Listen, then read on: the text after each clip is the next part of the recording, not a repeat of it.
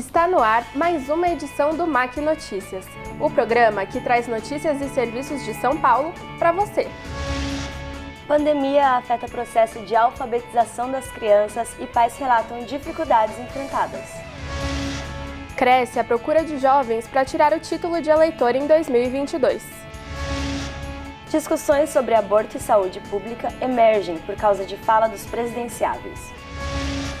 E ainda, batalhas de rima de rua se popularizam cada vez mais na cidade de São Paulo. Entenda o papel dos jogos universitários e da prática esportiva na vida acadêmica dos jovens. E comida nos estádios. Nossa reportagem vai mostrar um dos mais tradicionais ritos dos torcedores brasileiros. Tudo isso e muito mais no MAC Notícias. Eu sou Mariana Alves. E eu sou Regiane Lins. Seja bem-vindo. O MAC Notícias está começando.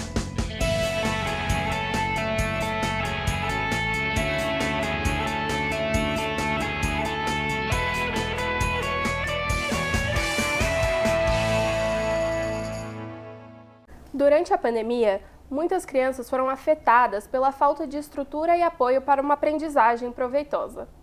Escolas e professores enfrentaram desafios e tiveram que se adaptar à nova realidade. Acompanhe agora na reportagem de Heloísa Barbosa. Pandemia, aulas online, pais e filhos em adaptação. Essa foi a realidade de grande parte do país durante os 2 anos de aulas remotas impostos pela pandemia. Alunos precisaram se acostumar com uma vivência escolar diferenciada. Mas um grupo em especial foi atingido de forma intensa: as crianças em idade de alfabetização. Uma nota técnica da ONG Todos pela Educação apontou que entre os anos de 2019 e 2021 houve um aumento de 66,3% no número de crianças entre 6 e 7 anos que não sabiam ler e escrever. Os dados foram produzidos com base na pesquisa nacional por amostra de domicílios. Pensou-se que a criança teria autonomia para realizar sozinha. Porém, a gente entende que é necessário o professor estar junto e estar orientando, a família estar junto, estar orientando. Então, muitos conseguiram realizar essas atividades que foram propostas e foram pensadas para esse período de pandemia, e muitos não conseguiram realizar essas atividades. Então, foi uma fase bem, assim, o começo, o primeiro mês, muito adaptação, a gente percebeu, a escola fazendo atividades muito leves ainda, muito preparatórias, os professores se adaptando do lado de lá, os alunos se adaptando do lado de cá. Foi bem complicado, assim, no começo. Falamos com professores da educação infantil e perguntamos sobre os impactos já visíveis desse período educacional remoto. Pós-pandemia, o que a gente sentiu de modo geral? As crianças com um nível de atenção, concentração mais difícil, uma agitação, então a escuta atenta para o professor, para o momento de atividade, é alguma coisa que a gente tem trabalhado bastante. E a gente costuma dizer, né, que a aprendizagem acontece de dentro para fora. Então, se as crianças estavam assim, com certeza essa alfabetização sofreu prejuízos. E aí a gente precisou fazer todo um resgate para que isso fosse automatizado novamente nas crianças, né? Analistas afirmam que outro efeito negativo da pandemia da Covid-19 é o possível aumento dos índices de evasão escolar. Ao que tudo indica, ainda vamos conviver com os desafios e os efeitos do ensino remoto por muito tempo. Uma pesquisa qualitativa realizada pelo Data Senado sobre educação durante a pandemia analisou os impactos da suspensão das aulas presenciais nas famílias e a evolução pedagógica dos alunos nas regiões com maior população em cada capital do Brasil. É interessante notar que, além do impacto educacional, as famílias apontam ainda o efeito negativo que este período teve na capacidade de sociabilidade dos jovens estudantes, ressaltando que as consequências abrangem aspectos variados da vida dos alunos.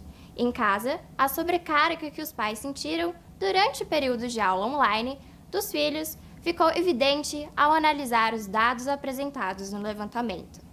Os participantes da pesquisa também ressaltaram que 2020 e 2021 foram anos perdidos para a educação e preferem que os filhos refaçam os 2 anos online, agora de forma presencial. Um atraso preocupante no atual cenário da educação brasileira.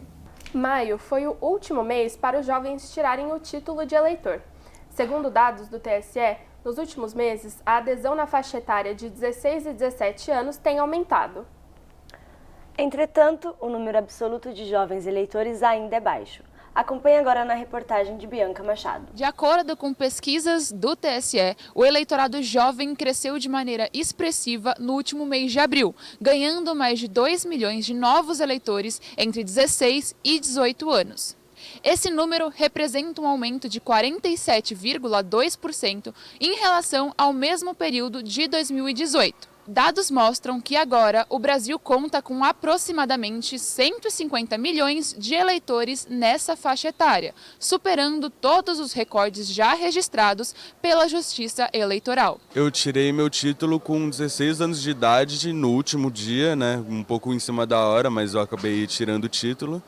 A motivação que eu tive foi querer ajudar o país de alguma forma. Eu fui influenciado por alguns artistas e tudo mais. Nesse ano de 2022, a gente teve uma grata surpresa de ter a adesão espontânea de vários artistas que já têm uma consolidação e uma inserção nesse meio e conseguem se comunicar de forma mais direta com os jovens. Então, não foi nada contratado pela Justiça Eleitoral, eles próprios entenderam a importância dessa campanha e resolveram se comunicar diretamente com os seus públicos, chamando atenção para esse caso. Então foi uma surpresa muito boa para nós, muito positiva, e se refletiu nos números, né, que são cada vez melhores aí de novos títulos. E conversamos com jovens e adultos para saber com quantos anos eles tiraram o título de eleitor e o motivo. Eu tirei meu título de eleitor com 16 anos, porque eu percebi que eu já podia tirar e eu achei muito importante para já começar a participar dessas decisões, né? Enfim, achei muito importante começar desde cedo. Eu tirei com 21 e na verdade, eu fui adiando, assim. Eu fiz 18, falei que ia tirar, veio a pandemia e acabei tirando só agora. Eu tirei com 16 pela importância, né? Hoje em dia, votar é praticamente tudo, né, no Brasil, para ter um presidente adequado e tudo mais. Então, desde cedo, procurei ir atrás. Eu tirei com 16 porque eu queria fazer minha parte como cidadão. A Justiça Eleitoral, ela é uma instituição essencial para a democracia, porque a democracia ela só se faz por meio da escolha da população pelos seus representantes. E uma democracia de melhor qualidade é aquela que contempla um número maior de pessoas votando e votando de forma consciente. E veremos como isso se desenrola em outubro, quando os números de eleitores se transformarem em votos. Lembrando que o primeiro turno está previsto para acontecer no dia 2 de outubro. E, se houver o segundo turno, está estipulado para o dia 30 de outubro. Para essa eleição, será definido candidatos para presidente, senador, governador, deputado federal e estadual. A repórter Lívia Almeida traz um balanço sobre esse aumento do número de eleitores e sua importância. De acordo com um estudo realizado pelo Genial Investimentos, nos últimos 3 meses, quando considerada as intenções de votos por faixa etária para presidente no primeiro turno, fica nítida a preferência de alguma das gerações. Dentre as 1.640 pessoas entrevistadas, aquelas entre 16 a 24 anos são as que mais possuem o maior índice de preferência pelo candidato Luiz Inácio Lula da Silva. Por outro lado, a maior parte das intenções de voto ao presidente Jair Bolsonaro possuem entre 35 a 44 anos. Com isso, podemos perceber que o candidato Bolsonaro se destaca em uma faixa etária mais velha, enquanto Lula é a preferência dos mais jovens, evidenciando a diferença de interesse entre as gerações. Um ponto alarmante da pesquisa é a alta da taxa de votos brancos, nulos ou aqueles que não pretendem votar. Com um percentual de 16%, os eleitores entre 25 a 34 anos representam a maior taxa entre as faixas etárias, sendo um fator que demonstra o desinteresse e descompromisso dos jovens com o processo eleitoral. Vamos fazer uma rápida pausa para o intervalo, mas voltamos já. No próximo bloco, você vai acompanhar uma discussão sobre aborto e conhecer um pouco mais das batalhas de rima que acontecem aqui em São Paulo. Não saia daí!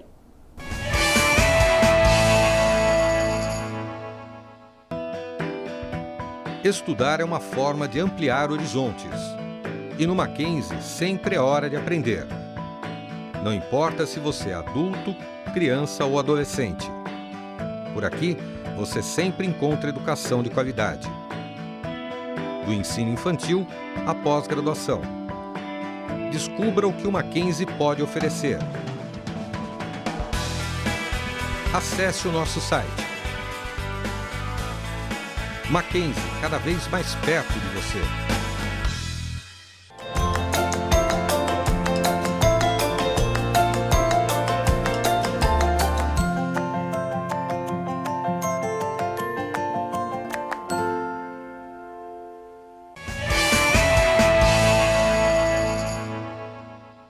Estamos de volta com o MAC Notícias. Com as eleições de outubro se aproximando, a discussão sobre aborto ganha destaque após fala dos candidatos à presidência da República. Porém, esse não é um assunto que deveria ser tratado apenas em ano eleitoral. Veja na próxima matéria de Bruna Ida. O pré-candidato à presidência do Partido dos Trabalhadores, Luiz Inácio Lula da Silva, declarou em um evento no dia 5 de abril que o aborto deveria ser tratado como uma questão de saúde pública e um direito de todo mundo. Já a presidenciável do MDB, Simone Tebet, disse ser contra a legalização do aborto além do que está previsto na Constituição, mas concorda que o assunto não deve ser tratado como tabu. As falas dos candidatos tiveram muita repercussão nas redes sociais e ganharam destaque na mídia, trazendo de volta aos palcos a discussão sobre o aborto e a saúde pública. Eu sou contra. Porque quando fica grávida a gente já tem que assumir a criança, né? Tem que assumir o bebê. Então tem que evitar para não ficar grávida, porque depois que ficar, aí já não dá mais para fazer aborto, porque aí é uma vida, né? Eu sou contra. Eu tenho 3 filhos e desde o momento assim que eu senti o coraçãozinho deles dentro de mim, ali tem uma vida. Eu sou muito contra. Não sou a favor. Sou a favor da legalização do aborto. Porque o aborto deveria ser incluído como uma política pública no Brasil a partir do momento que milhares de mulheres fazem isso. Negar isso seria negar uma saúde pública para as mulheres e para dar mais segurança para esse procedimento ser feito, já que muitas mulheres recorrem a clínicas clandestinas ou não têm dinheiro e fazem uso do remédio que não é a forma mais segura e fazem em casa. Então, pensando na segurança das mulheres e na possibilidade da escolha, porque nem sempre todas as mulheres têm acesso à educação sexual nas escolas, na própria vida, e isso seria uma forma de dar essa liberdade para elas escolherem ter ou não um filho. O professor da Faculdade de Saúde Pública e diretor do Centro de Pesquisa em Direito Sanitário da USP, Fernando White, explica que, no Brasil, o aborto é permitido em caso de risco à vida da mãe, quando a gravidez é concebida por meio de estupro e no caso de fetos anencefálicos, mas acredita que a sociedade deve deixar de tratar o tema como tabu. São muitas as razões que nos levam a ter absoluta certeza que a gente tem que amadurecer como sociedade, deixar de tratar o tema do aborto com esse tabu moral que existe sobre o assunto, né, e discuti-lo abertamente para verificar quais as condições que a gente tem que criar na rede de saúde pública e na política para que a gente deixe de perder tantas mulheres que acabam sendo vítimas de um sistema que está mal aquilatado. A ex-secretária municipal de saúde de Porto Feliz e médica sanitarista, Cláudia Meireles, declara que o aborto é uma decisão muito séria e que marca uma mulher para o resto da vida. Eu não sou a favor do aborto, tá? Eu não sou a favor do aborto, mas eu não sou a favor de julgar quem recorre a um aborto. Esse julgamento não me pertence, não me pertence. Me pertence como médica cuidar de uma vida em risco e ter noção de que esse problema é um volume muito grande. É muito grande, seja aborto espontâneo ou provocado, é uma situação muito crítica para a mulher. De acordo com um levantamento feito pelo G1 com dados do DataSUS, no primeiro semestre de 2020, o número de mulheres atendidas em todo o país pelo SUS em razão de abortos mal-sucedidos foi 79 vezes maior que o de interrupções de gravidez previstas pela lei. Esta proporção mostra que, no Brasil, as mulheres não têm acesso adequado ao aborto previsto na legislação. Bianca Costa comenta um pouco sobre a complexidade do assunto. A criminalização da prática do aborto não impede que as mulheres realizem o procedimento, mas as coloca em uma situação de insegurança e desamparo. Antes de discutirmos se a prática do aborto é certa ou errada, precisamos disponibilizar educação sexual adequada para toda a população, não apenas as mulheres. A contracepção é vista pela sociedade como um dever da mulher, e essa visão acaba retirando do homem uma responsabilidade que também é dele. São Paulo se tornou uma das principais capitais da cultura de rap nacional. E como parte dessa cultura, as batalhas de rima que acontecem nas ruas ou em casas de cultura vêm se popularizando e revelando grandes nomes desse cenário musical. A repórter Natália Molinari acompanhou um dia de batalha de rima em um dos eventos mais famosos da cidade. Quem passou pelo Anfiteatro do Parque Vila Lobos domingo de tarde pôde ter a experiência de presenciar um dos movimentos mais tradicionais da cultura do rap em São Paulo. Isso porque o local é um dos eleitos a sediar as batalhas de rima entre os jovens MCs da cidade. As batalhas de rima normalmente acontecem nas casas de cultura, nas ruas e em lugares públicos de São Paulo. A batalha deste domingo foi no Parque Vila Lobos. A Batalha do Vila, como é popularmente conhecida, tem um dos maiores públicos e uma das maiores participações de MCs que estão de olho em um bom ranqueamento nessa etapa para conseguir participar do Nacional. Apenas os melhores do estado conseguem a classificação para o evento. Mulher tem bastante espaço nas batalhas? Não. Porque sempre homem vai ver uma mulher e vai falar, nossa, você não sabe rimar, você é mina, que não sei o quê. Sempre tem essas, né? Exatamente, os MCs também, eles não respeitam, são poucos. Aí tá faltando mais mina também, né? As pessoas desistem no meio. Como que é acompanhar o evento aqui esse domingo no Parque Vila Lobos? É um bagulho da hora, né, mano? Que é trazer cultura para lugares que não tem, né? Aqui no Vila Lobos a gente vê muita família, muitas coisas assim, apresentar um pouco de hip hop para essas pessoas assim que não conhecem é da hora. É olhar fundo no olho do MC, não abaixar a cabeça pro MC e rimar do seu jeito, sabe? Não se pressionar com a plateia, seja você mesmo na batalha. Essa é a minha estratégia, é isso que eu uso. Matheus Emídio, o organizador da batalha do Parque Vila Lobos, explicou que cada MC adota uma estratégia diferente para duelar. Eu acho que é por modalidade, né? Tem tanto esse lado da gastação, de você querer, sei lá, tirar a roupa do cara por ele estar vestido de um jeito que você não está acostumado a ver, ou então, sei lá, por ele ter um hábito diferente do seu costume. Eu acho que é isso, é você alcançar a opinião da maioria, entendeu? Então, por exemplo, se, sei lá, você é uma pessoa que está com um tênis rasgado, aí você vai lá e tira o tênis do cara por estar rasgado, está fazendo o pessoal dar risada. Mas da mesma forma que você pode passar uma ideologia e falar assim, não, eu tô com o tênis rasgado, mas não é você que paga minhas contas, para você querer me tirar. Eduardo Henrique Sanches Rosales, conhecido pelo vulgo das batalhas como do rap, é um dos MCs mais antigos nas batalhas e chega a participar de uma batalha por dia na cidade de São Paulo. Do rap rima com seu vulgo, eu vou na levada. Se seu vulgo não falar por você, não vou fazer nada. Tô fazendo rap sem estresse, sou do rap, sou do rapa, pra ganhar da alto reverso. Que é o maior portfólio, o maior network pra gente que quer migrar pra música. Por quê? Porque todo mundo que quer gravar uma música, quer lançar, já tem a dificuldade do processo de ir pra um estúdio, do processo de você pagar uma gravação, um videoclipe, uma galera pra participar. E para você ter a sua visibilidade, para você entregar o seu trabalho, que não adianta você só fazer uma parada, uma música e soltar de qualquer jeito. Então tem todo um portfólio e a batalha acaba gerando esse tipo de visibilidade para você poder entregar o seu conteúdo a mais pessoas, entendeu? Poucos conseguem fazer isso e graças a Deus sou um dos poucos.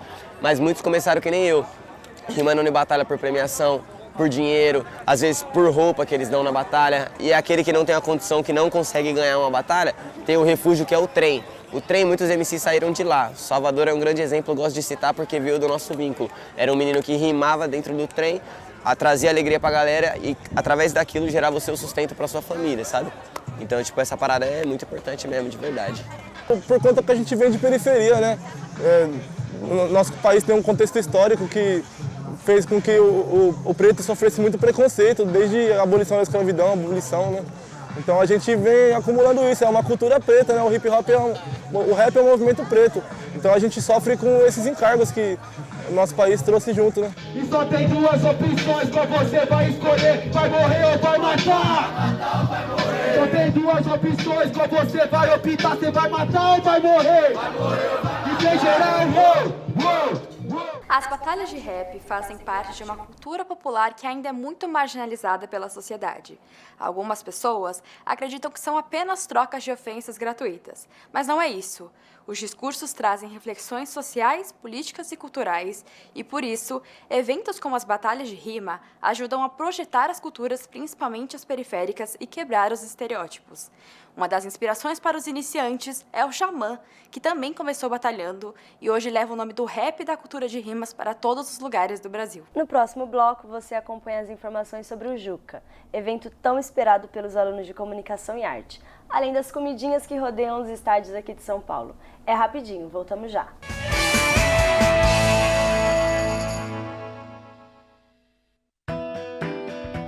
Estudar é uma forma de ampliar horizontes. E no Mackenzie sempre é hora de aprender. Não importa se você é adulto, criança ou adolescente. Por aqui, você sempre encontra educação de qualidade. Do ensino infantil à pós-graduação. Descubra o que o Mackenzie pode oferecer. Acesse o nosso site. Mackenzie, cada vez mais perto de você.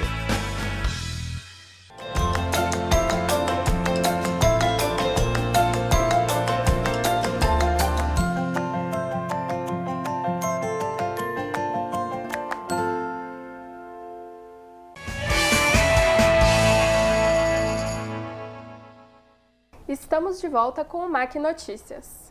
Durante o feriado de Corpus Christi, voltam a ser realizados os Jogos Universitários de Comunicação e Arte, conhecido como JUCA. Desde a sua fundação, o evento acontece anualmente, porém, por conta da pandemia, ele ficou paralisado por mais de um ano. Além da integração, a prática esportiva carrega outros benefícios para a vivência acadêmica dos atletas universitários. Para entender mais, confira a reportagem de Geisa Mello. Bola rebatida, levantamentos, rebotes, dribles, instruções e gritos de comemoração. Os times de comunicação e artes da Universidade Presbiteriana Mackenzie estão a todo vapor. Isso porque se preparam para a competição mais tradicional da área, o JUCA. Tudo começou com a criação da Federação Universitária Paulista de Esportes em 1934. A criação de federações universitárias trouxe ao esporte acadêmico proporções propriamente nacionais. O primeiro JUCA aconteceu em 1993 no campus Metodista em São Bernardo do Campo. Neste ano, a tradicional competição de comunicação e artes completa 29 anos, acompanhada do desejo de voltar a competir após 2 anos de pandemia. Olha, a gente está com expectativas bem altas porque é muito possível que a gente consiga ganhar a nossa modalidade, mas para a gente conseguir vencer, a gente precisa que cada treino a gente seja melhor do que no anterior, a gente precisa de muita dedicação. Então eu estou muito ansiosa, né, porque a gente voltou agora e essa é a minha última oportunidade de poder jogar o JUCA. Eu estou muito ansiosa para poder sentir o que é fazer parte da Atlética direitinho, jogar, ter toda aquela pessoa torcendo pela gente. Eu estou muito animada. Sei que daqui 40 dias tem JUCA, a gente tem um time completamente novo, muitas pessoas nunca nem jogaram voleibol e mesmo que eu saiba 1%, se eu conseguir passar 1% para eles, que eles consigam desenvolver lá, para mim o papel já tá feito. Então é simplesmente por amor e querer que esse time e essa camisa cresça. A prática de esportes e atividades físicas de forma regular é extremamente importante e benéfica em qualquer fase da vida. No caso dos estudantes universitários, a rotina de treinos auxilia na disposição física e mental, por exigir normas e metas a serem cumpridas, e isso pode refletir nos estudos durante o dia a dia. O coordenador de Extensão e Esportes do Mackenzie, Marcelo Oliveira, fala sobre os valores da prática esportiva dentro da universidade. Ele é muito baseado em comprometimento, ele é baseado em regras, em normas, ele é baseado em trabalho de equipe, dependendo da modalidade. Então a gente enxerga o esporte como um fator de contribuição muito importante para a disciplina do aluno, né? E essa disciplina ele acaba transbordando para o próprio ensino, né? Para a própria maneira de aprender, de trabalhar, o foco, sempre objetivo um resultado, né? Mas também lidar com as perdas, não só com as vitórias, mas com as perdas também. Então a gente acredita que é um fator de grande contribuição para a formação do aluno. Apesar de todos os benefícios da prática, os esportes e os jogos universitários ainda enfrentam dificuldades na sua logística.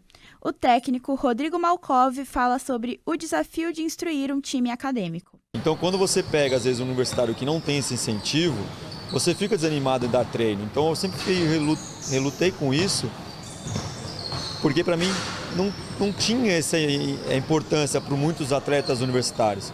Eles vêm aqui, vai continuar, vai jogar uma bolinha, aí vai na competição, fica lá curtindo a competição em si, né, o evento que é causado, mas não foca no jogo, na competição que é o esporte.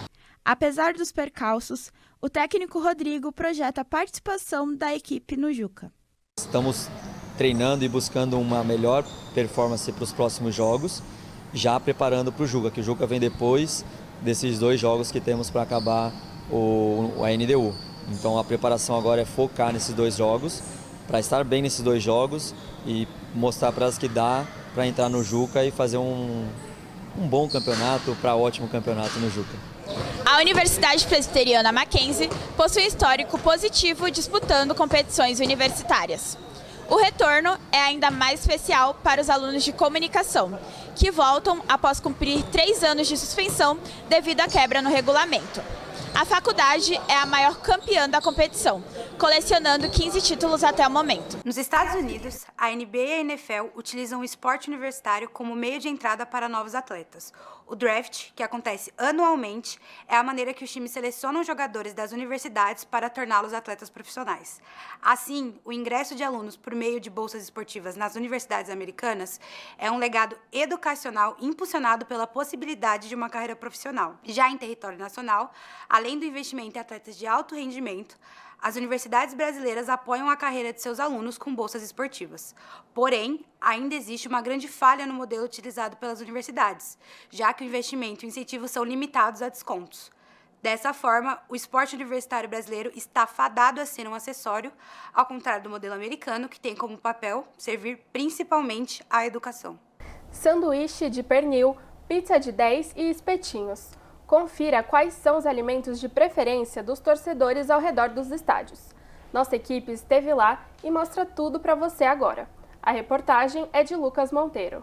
Comida de porta de estádio é parte da experiência de assistir a uma partida de futebol em loco. Quem frequenta campos de futebol pelo Brasil sabe. Cada estado apresenta para o torcedor uma especialidade culinária para o esquenta antes das partidas e para a celebração de uma vitória. Qual a primeira comida de porta de estádio é lembrada pelo torcedor brasileiro? Eu tenho uma pizza, aquela pizzazinha, acho que salgadinha, essas coisas assim. É o pernil, né? O tradicional pernil. Também salgadinho e amendoim. É o lanche de calabresa e tem um lanche de pernil. Acho que pipoca, assim, cachorro quente, coisa prática de se comer. As comidas nas portas de estádio são fundamentais para conhecer e contar a história de uma partida de futebol. Uma relação profunda com significados e simbolismos diferentes em cada prato. Canole, os cones de massa frita recheados com creme ou chocolate, são tradicionais em jogos do Juventus, da Moca, na Rua Javari. O feijão tropeiro, em Belo Horizonte, é uma marca registrada na Arena Independência e no Mineirão. Bragança Paulista, a cidade da linguiça atrai torcedores com fome para o estádio Nabi Abichedi em jogos do Red Bull Bragantino. O caldo verde, sopa feita de couve e batata, faz parte da experiência de assistir uma partida no Canindé, estádio da Portuguesa.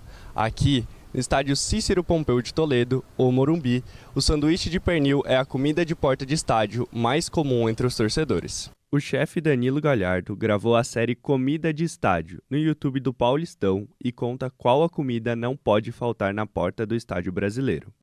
Era mais barato. E agora com essa modernização que teve das arenas, o que acontece? As arenas elas vendem para um certo grupo que é o responsável para ter todo o fornecimento de comida dentro do estádio, meio que uma terceirização do que se vende lá dentro. O chefe também traz as consequências da modernização das arenas nas comidas de porta de estádio. Ou seja, 3 coisas aqui que não podem faltar. Para mim, que eu amo hambúrguer, né? Mas em todos os lugares que eu fui, era o sanduíche de pernil e os espetinhos feitos tanto por barraquinhas quanto por food trucks e por aí vai.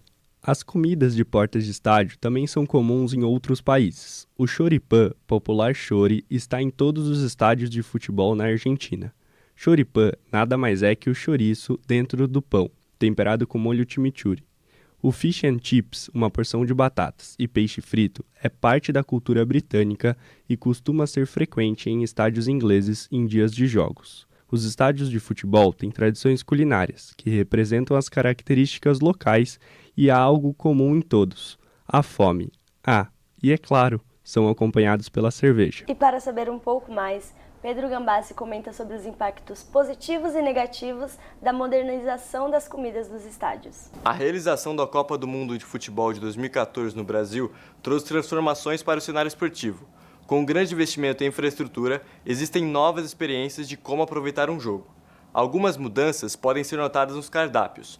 A modernização de comidas e uma melhor higiene evidenciam a disputa pela alimentação dentro e fora dos estádios.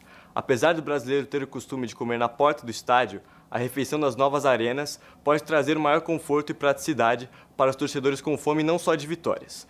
A modernização também trouxe um ponto negativo. O custo da alimentação está mais alto nas áreas internas dos estádios, o que pode excluir grande parte do público e levar a experiências diferentes. O MAC Notícias fica por aqui. Esse foi um programa desenvolvido por alunos de jornalismo do 5º semestre da Universidade Presbiteriana Mackenzie, com a colaboração da equipe da TV Mackenzie e o apoio do professor Rafael Fonseca. Acesse nosso site e acompanhe a nossa programação do canal digital 24 horas no ar. Até a próxima!